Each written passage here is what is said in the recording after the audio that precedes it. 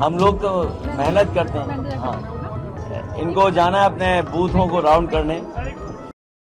चुनाव की तीसरे फेज की वोटिंग उत्तर प्रदेश के यादव लैंड में भी जारी है, जहां पर मैनपुरी, इटावा और फिरोजाबाद की सीटों पर सुबह से वोटिंग चल रही है। इस बीच इटावा के सफाई गांव में अखिलेश यादव अपने परिवार के साथ वोट डालने के लिए पहुंचे। अखिलेश यादव के साथ उनकी पत्नी और मैनपुरी से समाजवादी पार्टी की प्रत्याशी डिंपल यादव साथ नजर आई। इसके साथ ही साथ बेटी अदिति यादव भी उनके साथ वोट डालने पहुंचे।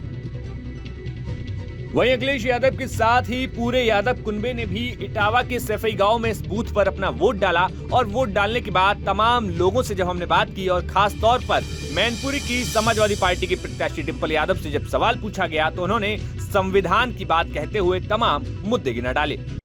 मैं समझती हूँ बदलाव के लिए, परिवर्तन के लिए, क्योंकि आज कोई भी समाज और कोई भी वर्ग के लोग और अपने आप को कहीं ना कहीं उपेक्षित महसूस कर रहे हैं।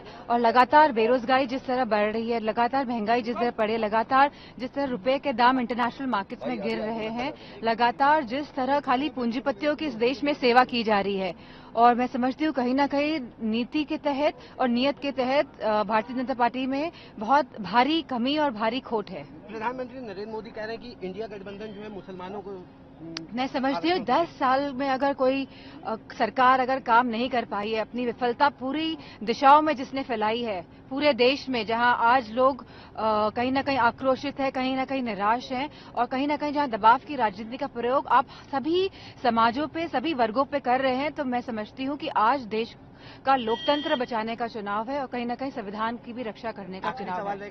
योगी जी कह रहे हैं कि वो महिलाओं को बुला लेना, बीच और राम विरोधियों के बीच मैं समझती हूँ राजनीतिक विचारधारा की लड़ाई है, जहां संविधान के संरक्षण की और लोकतंत्र के संरक्षण की लड़ाई है।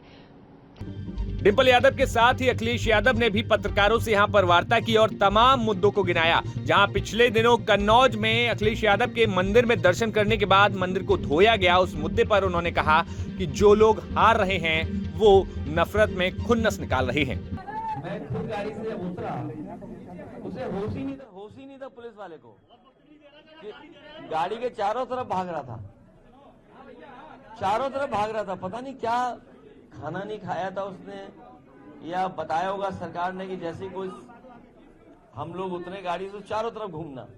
मुझे तो खुद समझ में नहीं आ रहा कि क्यों गाड़ी के पास चारों तरफ घूम रहा था।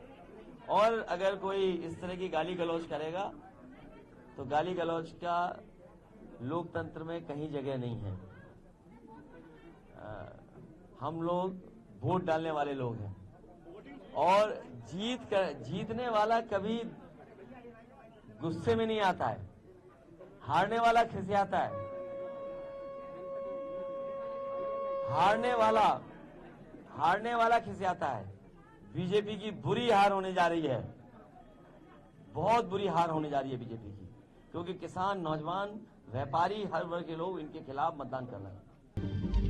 बता दें कि तीसरे फेज की 93 सीटों पर पूरे देश में वोटिंग जारी है। इस बीच उत्तर प्रदेश की 13 सीटों पर लगातार सुबह से वोटिंग की प्रक्रिया चल रही है। ऐसे में देखना होगा कि 4 जून को जब परिणाम निकलकर सामने आएंगे तब क्या कुछ देखने को मिलता है।